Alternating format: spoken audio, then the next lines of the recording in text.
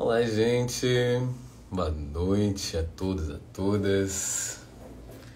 Começando aí mais uma live sobre esse Yoga Sutra de Patanjali. Então, esperar um bocadinho a galera entrar.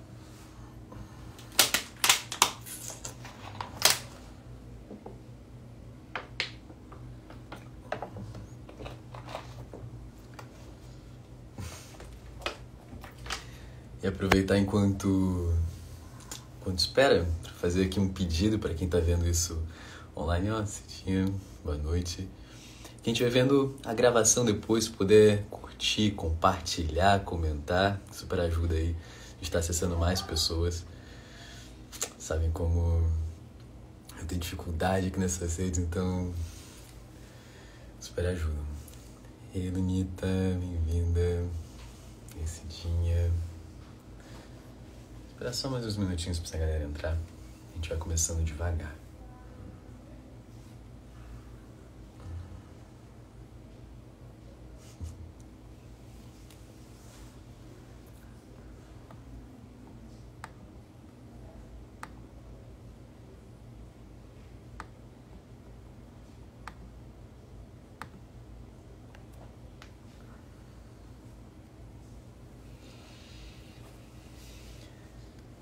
Bem, vamos começando. Vou fazer uma breve retrospectiva aqui no que a gente tem visto, enquanto a galera vai entrando, para a gente ir construindo esse pensamento aos poucos. Então a gente começou a explorar esse Yoga Sutra, o primeiro sutra do Yoga Sutra, Atha Yoganushasana. E a primeira palavra, né, Atha, é muito esse convite a como a gente se coloca nas coisas. Então a gente se coloca aqui com presença, vestindo o nosso corpo com consciência. Tanto uma presença, esse vestir o corpo, criar uma determinação, uma conexão, mas também uma abertura para se permitir aprender coisas novas de verdade. Então não só um se vestir com presença, mas uma presença para se abrir. Percebe como é bonito e desafiador isso também, né? Que normalmente a presença traz aquele peito aberto na frente de tudo, né? Que a gente acaba atropelando as coisas. Então essa presença para se abrir. Porque o caminho do yoga é um caminho que a gente vai indo para lugares cada vez mais sutis, cada vez mais profundos. E isso demanda um certo cuidado, né? Aquela imagem da floresta que tem frutos, mas também tem alguns desafios. Então demanda um certo cuidado para a gente ir se abrindo e estar aberto também a novos frutos, né? A novas coisas. E Jefferson, bem-vindo. Então essa jornada cuidadosa aqui para dentro da gente. E aí a segunda palavra do primeiro sutra, né? Do Yoga Sutra, é Yoganushasana. Então é essa caminhada para dentro junto com a tradição. Lembrando que a gente não está sozinho. Então, para a gente começar a esmiuçar um pouco isso, vamos cantar um pouco e colocar o nosso corpo aqui de uma forma mais emotiva, né? Mais sensitiva presente, não só com a atenção intelectual.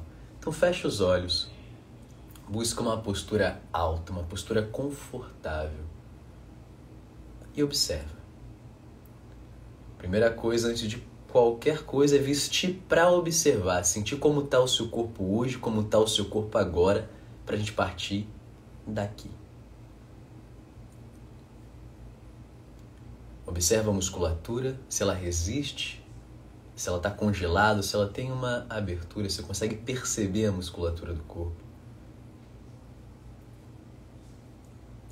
Percebe a respiração, algo um pouco mais sutil.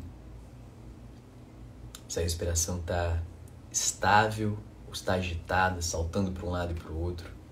Se ela está pesada, você não consegue nem respirar com uma sustentação, né? Com uma leveza.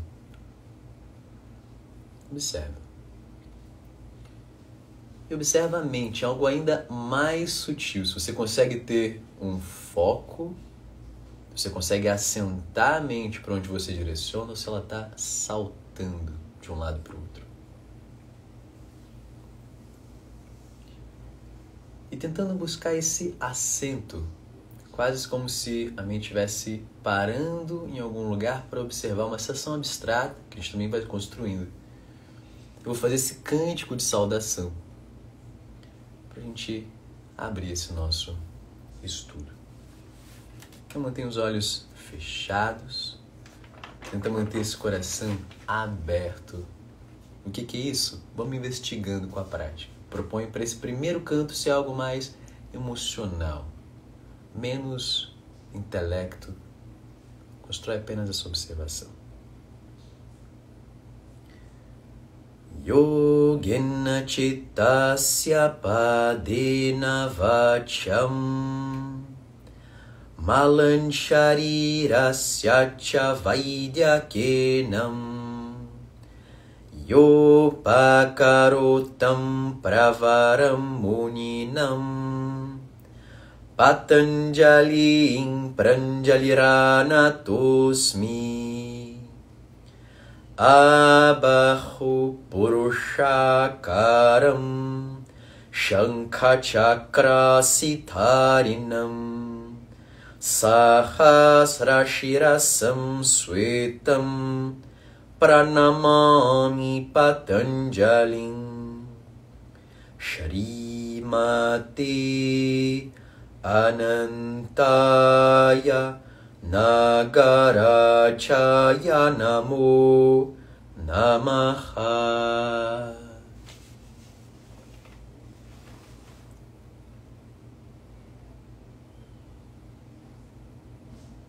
E aí devagar vai abrindo os olhos. Vamos começar agora oficialmente esse nosso estudo, essa nossa prática de mergulhar para dentro. Então eu comecei comentando hoje sobre Yoga Anushasana. Esse sutra para a gente investigar e estudar o yoga, né, se aprofundar no yoga a partir da tradição. E aí tem vários recortes importantes para a gente estar fazendo, né? O primeiro é que hoje o yoga acabou virando algo muito novo. Veio lá do Oriente, né, lá da Índia, que estava num processo de apagamento, que é importante de lembrar. A gente estava sendo colonizada pelos ingleses, o yoga estava sendo algo esquecido. Então teve um processo de reascensão aí do yoga, para depois vir para o Ocidente nesse movimento de ascensão, né? Então, por exemplo, Krishnamacharya falava, né, que fazia alguns movimentos para impressionar os ingleses e os indianos também, para que o yoga voltasse a ser valorizado. Então ele fazia algumas demonstrações de parar o coração, por exemplo. Desikachar tem até uma história engraçada, né, que foi o filho de Krishnamacharya, que perguntava para o pai: nossa, você realmente consegue parar o coração e tal? Ele falava: consigo, mas isso não serve para nada, sabe? Ele fazia isso mais para chamar a atenção e reacender a chama do yoga para vir para o Ocidente. Só que imagina, o Ocidente olhando para isso, olhando para esse recorte, ele acaba achando que o yoga são muito essas demonstrações de grandes poderes, de grandes capacidades. Imagina isso lá naquela época, como que não seria algo que seria muito potencializado, né? E aí você vê o yoga vindo aqui para o Ocidente hoje, então quando você abre o Instagram, ele acaba virando muito esse movimentar o corpo. E como a todo momento ficam surgindo metodologias novas, né, muito recentes, e muitas vezes sem essa linha da tradição, né, e que, assim, é delicado trazer, na minha perspectiva, né, se elas se sustentam ou não, mas são coisas que são muito novas, como a ciência hoje fala: ovo é bom, aí na semana seguinte ovo não é bom, porque é algo novo, a gente não tem muito um tempo de experimentação para investigar isso. As tradições estão investigando isso há milhares de anos, com muitos erros e acertos, né? Mas vai criando uma maturidade desse estudo, desse aprendizado, para ver isso também em várias fases da vida. Quando você vai ver os textos, eles falam lá da juventude, lá da meia-idade, lá já mais velho, né? E cada prática com um contexto diferente. Então percebe como que tem um amadurecimento nessa investigação. Então hoje, o que eu quero dizer é que surgem muitas coisas novas, que não quer dizer que é ruim, quer dizer que não tem esse amadurecimento aí importante da tradição, e muitas coisas descontextualizadas. Isso aí já é uma coisa mais importante para a gente pontuar. Então, o yoga, muitas práticas vieram lá, ou do norte da Índia, ou do sul da Índia, né? Mas imagina, os textos falam muito de lugares muito inóspitos. Então, você imagina lá no Himalaia, um frio absurdo, uma pessoa lá com uma pouca roupa, né? Tem muitas pessoas lá que ficam praticamente sem roupa andando no Himalaia, sem estímulos visuais, fazendo práticas muito intensas fisiologicamente, né? E a gente quer trazer essas práticas que eram feitas dentro desse contexto aqui, para um calor do Rio de Janeiro, para um calor baiano, para um contexto completamente diferente. A gente tem muito mais estímulo, informação chegando o tempo todo. Então é um contexto muito diferente para a gente mexer em sistemas internos. É como se a gente estivesse falando de ciência moderna, né? A gente está estudando alguma coisa que funciona dentro de um contexto, dentro ali de uma temperatura, dentro de um ambiente específico, e você tira completamente daquele contexto e espera que funcione da mesma forma. Delicado? Então isso é o que tem acontecido muito com o yoga. A gente descontextualiza as coisas. Quando você vai ver os textos clássicos de yoga, Hatha Yoga Pradipika, por exemplo, que é o central da tradição do Hatha Yoga, ele começa, a primeira coisa que ele faz é contextualizando. Então ele fala, olha, uma pessoa que se isola da sociedade, então isso já é um contexto importante, são pessoas que são fora, são eremitas praticamente, né? Pessoas que se isolam da sociedade, não são pessoas como nós. Tem práticas diferentes para cada um desses contextos. E essas pessoas isoladas vão montar uma casa, e ele lá e bota vários contextos. Uma casa pequena, sem estímulo, que eles colocam até com esterco de vaca para não ter insetos entrando naquela casa. Não que a gente vai fazer isso, né? Mas para você entender os propósitos. É um lugar sem estímulo. Com água perto, né? Para você não ter muitas faltas de nutrientes essenciais ali para você. Enfim, tem todo um contexto que ele especifica para práticas mais intensas de Hatha Yoga. E a gente vai querer fazer isso aqui, num contexto completamente diferente. Então essas práticas elas têm um propósito, e é importante o professor, a tradição, porque eles conseguem entender esse propósito, eles praticaram no corpo deles, né, para depois orientar você a investigar esse propósito dentro do seu contexto.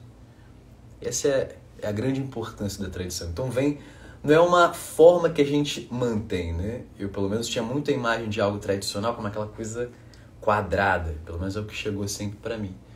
E hoje, quando eu penso em tradição, vou falar aqui de yoga, eu penso nessa estrutura que, contextualizando aqui, viveu essa experiência dentro de um contexto propício, sentiu essa experiência e vai me passar essa experiência desse lugar sentido, né? O professor até fala que é do coração do professor para o coração do aluno, desse lugar interno para esse lugar interno. Não importa como isso vai se manifestar, pode criar várias formas. Hoje, por exemplo, eu tenho trabalhado com yoga aqui dentro da água, uma coisa completamente nova, e tenho investigado yoga a partir da dança. Mas dentro desse yoga, dessa tradição que eu aprendi com o meu professor. Só que essa é a forma que eu sinto. Aqui eu estou na Bahia e estou dentro da água, né, fazendo várias práticas dentro da água. E a dança é algo que me toca. Então, naturalmente, eu vou expressar algo que eu sinto e a minha linguagem a partir daí. Só que eu vivenciei, experienciei dentro dessa linguagem que meu professor estava dialogando para mim. Dá para compreender um pouco essa diferença de caminhos. Então é difícil ter uma prática, uma sala, por exemplo, onde um professor instrui 300, 400 pessoas, 50 pessoas que seja, de uma forma profunda, que é muito o que a gente tem hoje. Então o yoga ficou numa superficialidade de movimentos, de fazer posturas praticamente, e pegando algumas técnicas sutis, mas muitas vezes usadas fora de contexto. Então eu já conheci pessoas que tiveram algumas questões fisiológicas, porque estavam utilizando técnicas fora de um contexto específico. Nos textos, em vários momentos, eles falam, cuidado. Ainda mais quando você começa a praticar todo dia e por um longo período. Então, pranayama, por exemplo, que são práticas mais profundas, demandam vários cuidados e vários contextos para estruturar essa prática. Porque é comum, eu, por exemplo, como falo, quem me conhece sabe que eu canso de falar isso, eu acabei vivendo uma vida fora do meu contexto. Eu comecei a fazer práticas de retiro, você ficava 10 dias em silêncio, meditando direto, muito jovem, tinha 20 anos. E comecei a viver uma vida de velho. eu me isolava dos contextos, eu ia pra festa, eu estava muito sensível, muito vulnerável àquilo. Então eu não tinha uma estrutura por fora para me proteger das práticas que eu estava fazendo. E aí eu comecei a ficar árido, seco por dentro, triste, mal, não estava ficando bem. Por mais que eu acordasse super cedo, fizesse minhas práticas ali bem regradinho, internamente eu não estava me sentindo bem. Então o que eu quero falar aqui é como que é importante essa tradição, nesse sentido de uma paisagem que você constrói, né? Um contexto que você constrói para te estruturar e te ajudar nas suas práticas, para você estar indo cada vez mais fundo. Tanto no sentido de ter um professor ali, uma professora te dando suporte mais próximo, de 1 para 1, se for possível, ou pelo menos tendo uma proximidade, te conhecendo, sabendo seu nome, sabendo quem você é, sabendo que você tem sentido. E ao mesmo tempo, esse grupo, essa sanga, né, que a gente fala, que vai te ajudando com os valores, vai te ajudando com os hábitos, né? A Sangeeta, a professora do meu professor, ela fala que 60% do yoga são cuidados diários, é a rotina. Outros 40% são técnicas. Então percebe como que é importante a gente construir uma rotina para dar estrutura para as técnicas, para a gente ir mais fundo nas técnicas e cuidando e suavizando a rotina aos poucos, né? E aí quando você tem um grupo de pessoas que seguem o mesmo fuso horário, né? O Diego fala muito isso para mim. Que bom que você encontrou pessoas que seguem seu fuso, né? Acordam cedinho com você, dormem cedo, vocês conseguem curtir as coisas junto, né? Isso é o que eu senti muito na juventude. Então te ajuda muito a reforçar os seus hábitos, a reforçar a sua rede de apoio, a reforçar esse acolhimento necessário para você ir ainda mais fundo nessa sua floresta interna, né? Então essa tradição, independente de qual seja, é algo, de novo, que toca o seu coração. Mas é importante ter esse corpo de práticas, de pensamentos, de rotinas, de formas de, enfim, de olhar e interagir com a vida. Não que vai ser todo mundo igual, de novo. Eu hoje investigo dentro dessa tradição, a partir da dança, a partir de um yoga dentro da água, a partir da música, enfim, do que for. Cada um vai ter a sua forma de expressar, mas a gente vai estar uma paisagem parecida. Beleza? Só que aí isso cria um outro cuidado importante para a gente ter, que era hoje um ponto central isso também que eu queria trazer. Que quando a gente cria essa grande relação, tanto com a tradição, tanto com o professor, isso abre uma outra brecha bem delicada, porque já aconteceram vários abusos. Também é um ponto delicado, mas eu acho muito importante de falar, porque você abre o seu campo emocional para se conectar ali com a tradição, se sentir acolhido numa tradição. Isso muitas vezes te deixa vulnerável. Então, meu professor, ele gosta muito de diferenciar a imagem de acharya, de professor, para de guru. Essa coisa que chegou pra gente de uma forma meio elevada, né? Aquela pessoa que tá lá de cabelo grande, né? De barbão, com uma pose assim, quase um anjo, né? Que a ideia de acharya, ou pelo menos que o professor tenta cultivar, primeiro é de uma proximidade, para você ver que o professor é um ser humano que está trilhando como você e errando como você. E uma outra coisa bem importante é que o professor está te estimulando, o guru teoricamente também, mas a ideia seria diferenciar esses nomes para a gente entender de uma outra forma, né? Entrar numa outra parte da cabecinha, que o acharya ele tenta te conduzir cada vez mais para o seu professor, para a sua professora interna. Então ele é um suporte, num primeiro momento, para você olhar para dentro e cada vez mais precisar menos desse suporte, né? Cada vez precisar menos desse suporte. Para você ir se distanciando, achando a sua intuição, achando seus movimentos, buscando a sua forma nova de expressão, né? E que hoje é muito comum você ver essas pessoas que se colocam nessa posição, né? De eu sou o incrível, é incrível. De se colocar como essa pessoa central e que os alunos precisam da presença dessa pessoa central para seguir praticando, seguirem bem ou seguirem se iluminando, né? Porque dentro do que eu aprendo com meus professores não é bem o caso. E é sempre importante. Na Índia tem um ditado que A gente está procurando o guru, né, o mestre, o professor, com os dois olhos abertos. Quando você encontra, você fecha um só. O outro permanece aberto. Porque yoga é um processo de entrega, você veste para entregar, né? E é constante. Não é um processo de, eu me deixei levar e tô indo, né? Numa mente tamásica, que a gente chama. Uma mente letárgica. A gente quer vestir o corpo constantemente com uma presença e aí se entregar. Veste de novo e aí se entrega. São coisas que a gente vai investigando com o tempo. Então, o que eu quis trazer hoje aqui, né, dando essa costurada, que eu falei, e abrir várias portas aqui, né, é que a tradição ela é fundamental para contextualizar o que a gente está fazendo, que a prática de yoga ela vai profunda e ela precisa de uma estrutura e de um contexto para você conseguir ter nutrição para ir fundo. Não é coisas que a gente faz porque a gente quer a nossa vontade, né, nossa grande determinação só. E ela ajuda você a criar essa paisagem. Você vai conhecendo pessoas que estão nesse mesmo ritmo, que vão te ajudando a dar esse suporte para você ir construindo não só uma prática, né, ali, mas esses valores, esse ritmo de vida. Mas sempre com cuidado, sempre com um olho aberto, independente de quem for, somos todos humanos. Então sempre lembrar disso, porque no final a gente quer se inspirar e vir para dentro. Achar o nosso professor, a nossa professora interna.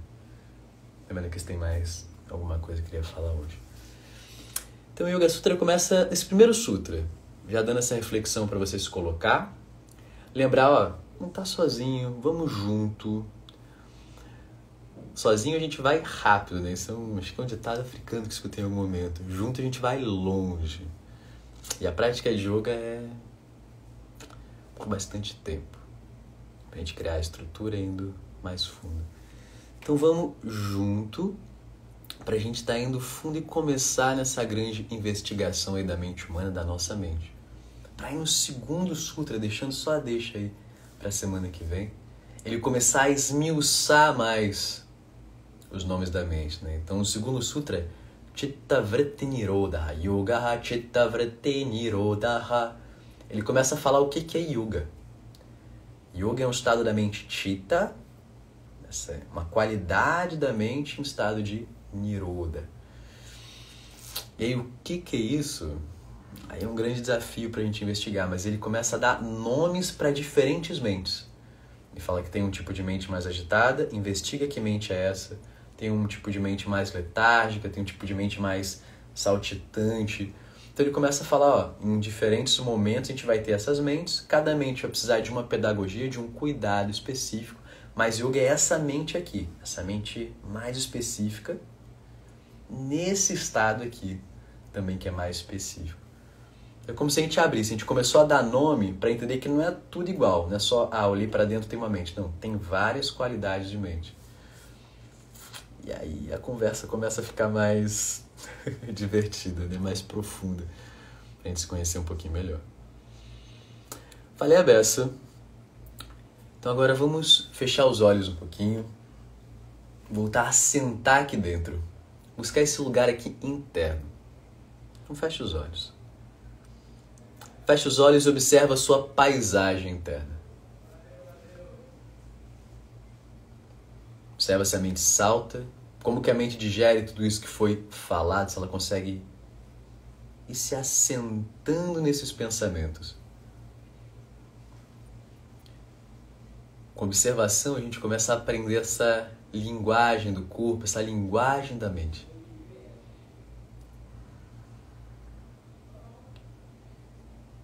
E tentando deixar esses pensamentos passarem, como se fosse o eco da fala, dessa fala que eu tive agora há pouco. Então deixa esse eco passar.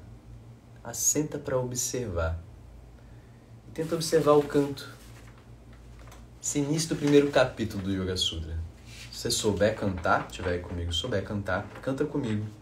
Se não, constrói essa capacidade de observação consciente. Para a gente ir construindo esses sutras aqui. Atha Samadhi Padaha Atha yoganushasanam yogaha chittavritti nirodhaha tada drashtoho swarupe avasthanam vrittisarupyam itaratra vrataya panchatayaha klishtaha pramana viparyaya vikalpa nidra smritayaha pratyaksha anumana agamaha pramanani viparyayo mityagnanam atadrupa pratirtham shabdanyananupati vastu shunyo vikalpaha abhava pratyaya lambana tamovrityar nidra anubhuta vishaya asampramoshaha smritihi.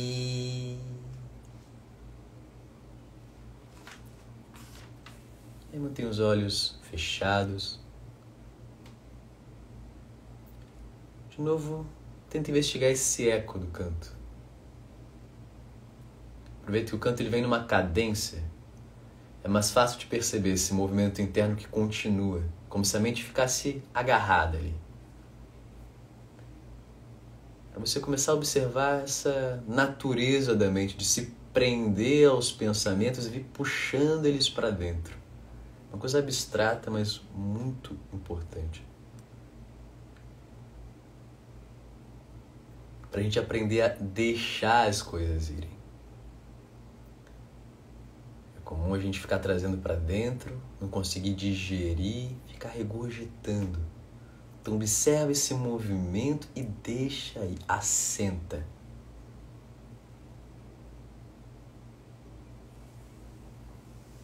E assim como a gente começou a prática, veste o corpo. Percebe seu corpo sentado, percebe o quadril sobre o chão, sobre a cadeira, independente de onde você estiver sentado, sentada. Percebe os ombros equilibrados sobre o quadril, percebe a cabeça equilibrada sobre os ombros. Percebe a musculatura dentro da pele, vestindo seu corpo. Encontra a respiração, vestindo essa musculatura. Movimentando suavemente essa musculatura. E faz 3 ciclos conscientes. Você inspira, solta o ar com consciência. 3 ciclos. Observa essa capacidade de sustentar um movimento. Para a gente olhar para dentro, a gente precisa aprender, estruturando aos poucos, essa capacidade de sustentar.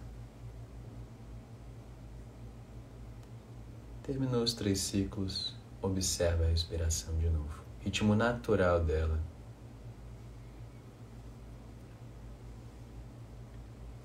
E leva a atenção lá para os seus olhos. Olhos fechados ainda. E observa se os olhos ficam saltando para o lado, para o outro, buscando informação, buscando novidade, buscando ainda mais falas, mais coisas para se prender. Os olhos reforçam muito esse movimento da mente.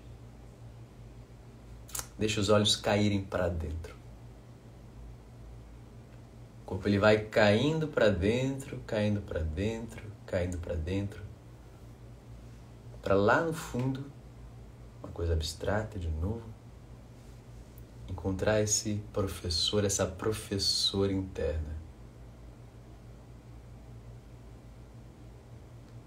E a prática, com o tempo, vai se tornando cada vez mais essa prática de devoção, mas devoção a essa sua luz interna. Que a gente possa construir isso aos poucos. Então devagar vai abrindo os olhos. Obrigado a todos, a todas que ficaram comigo aqui. Você está vendo depois a gravação, você está vendo agora. Se puder de novo dar aquela comentada, compartilha, dá um like, bota um coraçãozinho, um arco-íris, não importa. Super ajuda. Eu fico muito grato. E até logo. A gente se vê semana que vem de novo, quarta-feira. Tá bem? Beijo e até breve.